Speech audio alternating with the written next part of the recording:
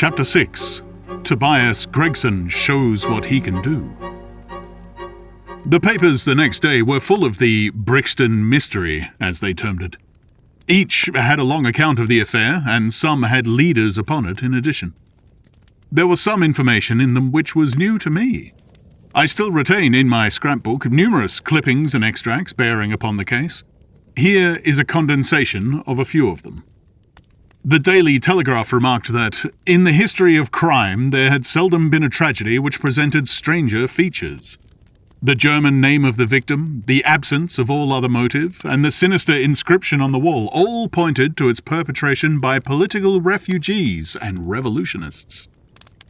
The socialists had many branches in America, and the deceased had, no doubt, infringed their unwritten laws and been tracked down by them. After alluding airily to the Wurmgericht, Aquatofana, Carbonari, the Marchioness de Brenvilliers, the Darwinian theory, the principles of Malthus, and the Ratcliffe highway murders, the article concluded by admonishing the government and advocating a closer watch over foreigners in England. The Standard commented upon the fact that lawless outrages of the sort usually occurred under a liberal administration.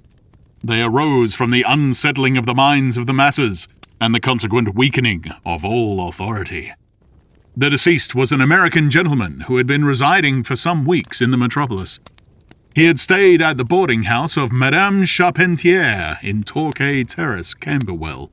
He was accompanied in his travels by his private secretary, Mr. Joseph Stangerson. The two bade adieu to their landlady upon Tuesday the 4th and departed to Euston Station with the avowed intention of catching the Liverpool express. They were afterwards seen together upon the platform. Nothing more is known of them until Mr. Drebber's body was, as recorded, discovered in an empty house in the Brixton Road many miles from Euston. How he came there or how he met his fate are questions which are still involved in mystery. Nothing is known of the whereabouts of Stangerson. We are glad to learn that Mr. Lestrade and Mr. Gregson of Scotland Yard are both engaged upon the case, and it is confidently anticipated that these well-known officers will speedily throw light upon the matter. The Daily News observed that there was no doubt as to the crime being a political one. The despotism and hatred of liberalism which animated the continental governments had had the effect of driving to our shores a number of men who might have made excellent citizens were they not soured by the recollection of all that they had undergone. Among these men there was a stringent code of honor, any infringement of which was punished by death. Every effort should be made to find the secretary, Stangerson, and to ascertain some particulars of the habits of the deceased. A great step had been gained by the discovery of the address of the house at which he had boarded, a result which was entirely due to the acuteness and energy of Mr. Gregson of Scotland Yard. Sherlock Holmes and I read these notices over together at breakfast, and they appeared to afford him considerable amusement.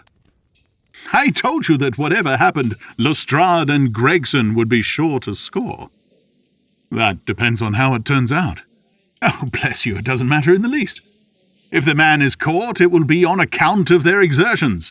If he escapes, it will be in spite of their exertions. It's heads I win and tails you lose.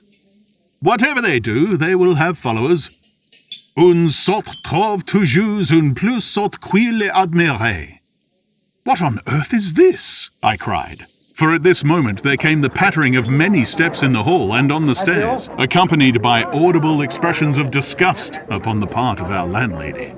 "It's the Baker Street Division of the Detective Police Force," said my companion gravely, and as he spoke there rushed into the room half a dozen of the dirtiest and most ragged street Arabs that ever I clapped eyes on.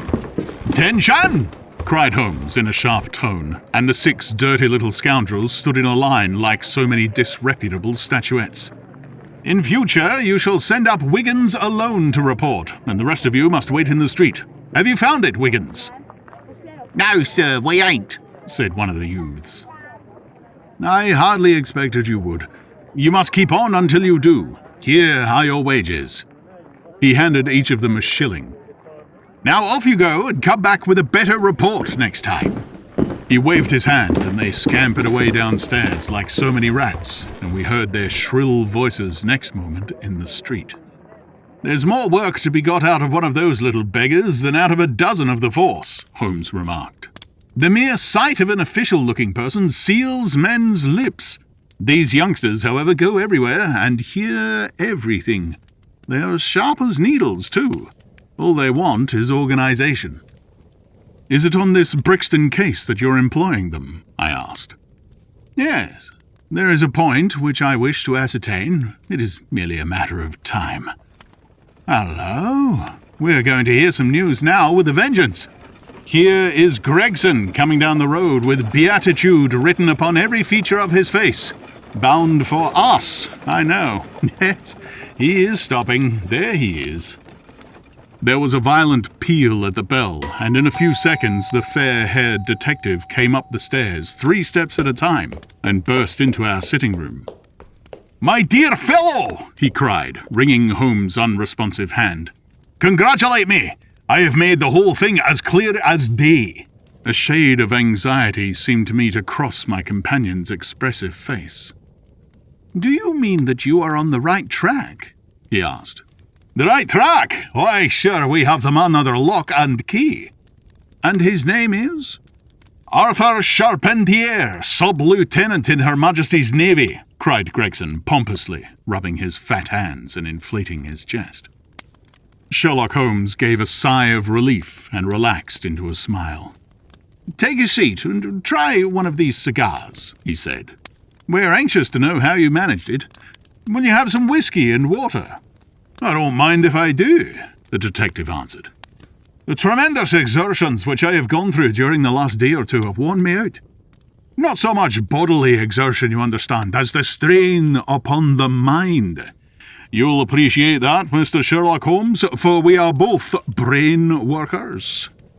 "You do me too much honor," said Holmes gravely. "Let us hear how you arrived at this most gratifying result." The detective seated himself in the armchair and puffed complacently at his cigar. Then suddenly he slapped his thigh in a paroxysm of amusement. "The fun of it is," he cried, "that the fool Lestrade, who thinks himself so smart, has gone off upon the wrong track altogether. He is after the secretary Strangerson, who had no more to do with the crime than the babe unborn. I have no doubt that he has caught him by this time." The idea tickled Gregson so much that he laughed until he choked. "And how did you get your clue?" "I'll tell you about it, of course, Dr. Watson. This is strictly between ourselves. The first difficulty which we had to contend with was the finding of this American's antecedents. Some people would have waited until their advertisements were answered or until parties came forward and volunteered information. That is not Tobias Gregson's way of going to work. You remember the hat beside the dead man?" "Yes," said Holmes. "By John Underwood and Sons, 129 Camberwell Road." Gregson looked quite crestfallen. "I had no idea you noticed that," he said. "Have you been there?" "No." "Ah!" cried Gregson in a relieved voice. "You should never neglect a chance, however small it may seem." "To a great mind, nothing is little," remarked Holmes sententiously. "Well, I went to Underwood and asked him if he had sold a hat of that size and description. He looked over his books and came on it at once. He had sent the hat to a Mr. Drebber, residing at Charpentier's boarding establishment, Torquay Terrace. Thus I got at his address."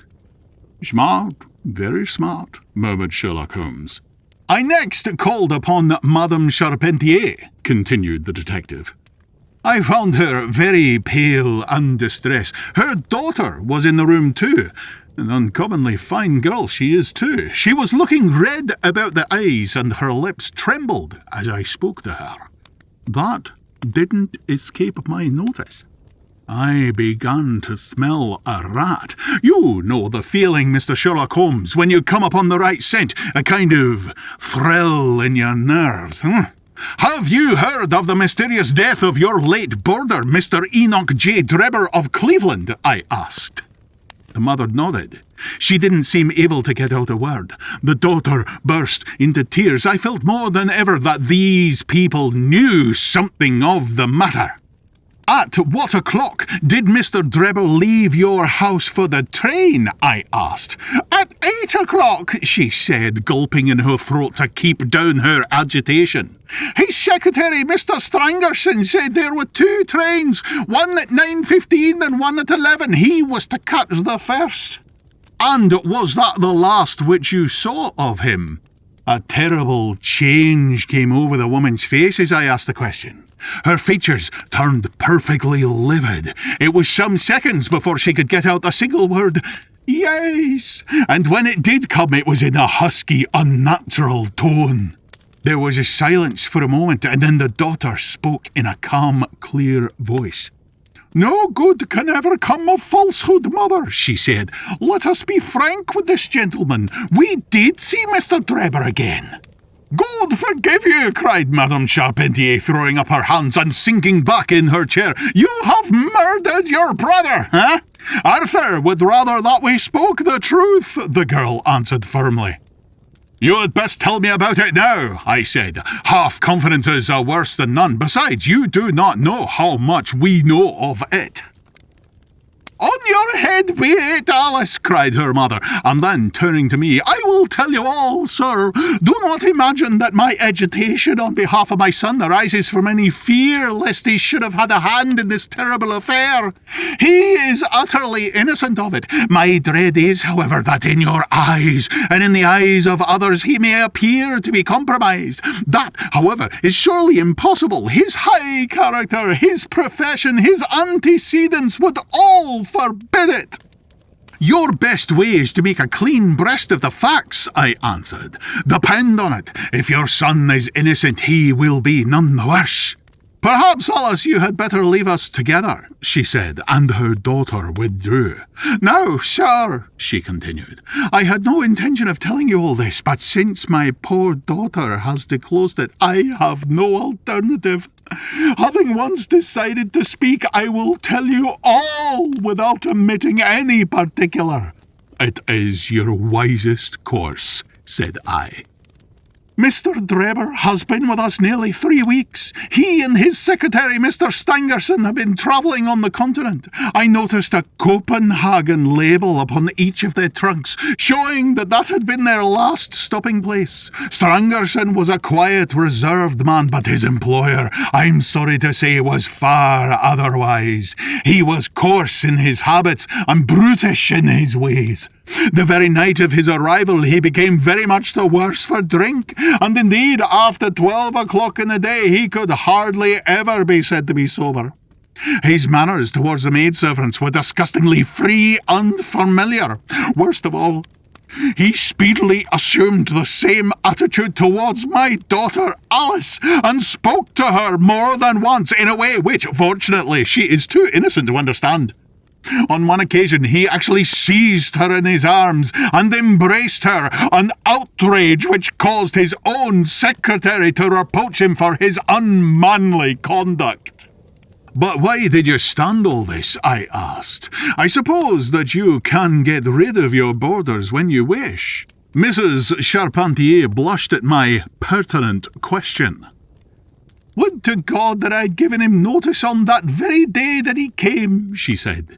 But it was a sore temptation. They were paying £1 a day each, £14 a week, and this is the slack season. I am a widow, and my boy in the Navy has cost me much. I grudged to lose the money. I acted for the best. This last was too much, however, and I gave him notice to leave on account of it. That was the reason of his going.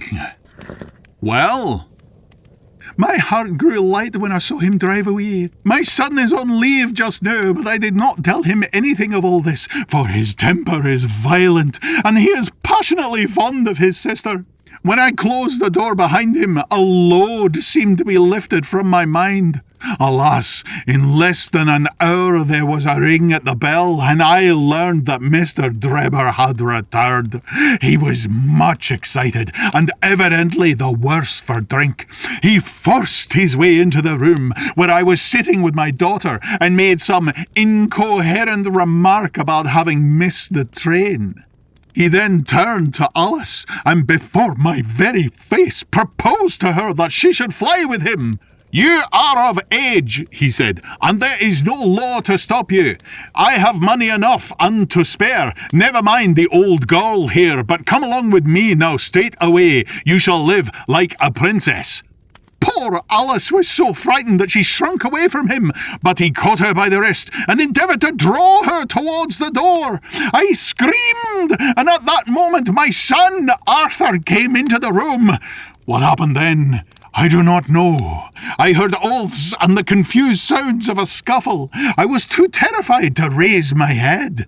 When I did look up, I saw Arthur standing in the doorway laughing with a stick in his hand. "I don't think that fine fellow will trouble us again," he said. "I will just go after him and see what he does with himself." With those words, he took his hat and started off down the street. The next morning, we heard of Mr. Drebber's mysterious death. This statement came from Mrs. Charpentier's lips with many gasps and pauses. At times, she spoke so low that I could hardly catch the words. I made shorthand notes of all that she said, however, so that there should be no possibility of a mistake. "It's quite exciting," said Sherlock Holmes with a yawn. "What happened next?" "When Mrs. Charpentier paused," the detective continued, "I saw that the whole case hung upon one point. Fixing her with my eye in a way which I always found effective with women, I asked her at what hour her son returned. 'I do not know,' she answered. 'Not know?' 'No, he has a latchkey and he let himself in.' 'After you went to bed?' 'Yes.' 'When did you go to bed?' 'About 11. So your son was gone at least 2 hours?' 'Yes.' 'Possibly 4 or 5? "'Yes.' 'What was he doing during that time?' 'I do not know,' she answered, turning white to her very lips. Of course, after that, there was nothing more to be done. I found out where Lieutenant Charpentier was, took 2 officers with me, and arrested him. When I touched him on the shoulder and warned him to come quietly with us, he answered us as bold as brass. 'I suppose you are arresting me for being concerned in the death of that scoundrel Drebber,' he said. We had said nothing to him about it, so that his alluding to it had a most suspicious aspect. 'Very,' said Holmes. He still carried the heavy stick which the mother described him as having with him when he followed Drebber. It was a stout oak cudgel. 'What is your theory, then?' 'Well, my theory is that he followed Drebber as far as the Brixton Road. When there, a fresh altercation arose between them, in the course of which Drebber received a blow from the stick, in the pit of the stomach perhaps, which killed him without leaving any mark. The night was so wet that no one was about, so Charpentier dragged the body of his victim into the empty house. As to the candle, and the blood, and the writing on the wall, and the ring, they may all be so many tricks to throw the police onto the wrong scent.' 'Well done,' said Holmes in an encouraging voice. 'Really, Gregson, you are getting along. We shall make something of you yet.' 'I flatter myself that I have managed it rather neatly,' the detective answered proudly. The young man volunteered a statement in which he said that after following Drebber some time, the latter perceived him and took a cab in order to get away from him. On his way home, he met an old shipmate and took a long walk with him. On being asked where this old shipmate lived, he was unable to give any satisfactory reply. I think the whole case fits together uncommonly well. What amuses me is to think of Lestrade, who had started off upon the wrong scent. I'm afraid he won't make much of it. Why, by Jove, here's the very man himself!" It was indeed Lestrade, who had ascended the stairs while we were talking, and who now entered the room.